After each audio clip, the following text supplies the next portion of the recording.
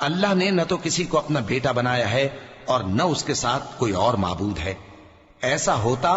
تو ہر معبود اپنی اپنی مخلوقات کو لے کر چل دیتا اور ایک دوسرے پر چڑھ دوڑتا۔ یہ لوگ جو کچھ اللہ کے بارے میں بیان کرتے ہیں اللہ اس سے پاک ہے، وہ پوشیدہ اور ظاہر کو جانتا ہے، اور مشرک جو اس کے ساتھ شریک ٹھہراتے ہیں اس کی شان اس سے بلند ہے۔ اے نبی کہو کہ اے پروردگار، جس عذاب کا ان کفار سے وعدہ ہوا ہے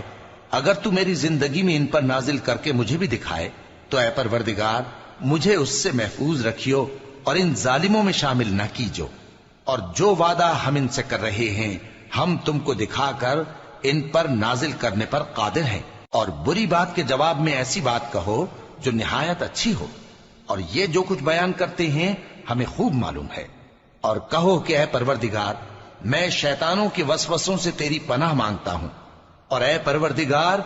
اس سے بھی تیری پناہ مانگتا ہوں کہ وہ میرے پاس آ موجود ہوں۔ یہ لوگ اسی طرح غفلت میں رہیں گے یہاں تک کہ جب ان میں سے کسی کے پاس موت آ جائے گی تو کہے گا کہ اے پروردگار مجھے پھر دنیا میں واپس بھیج دے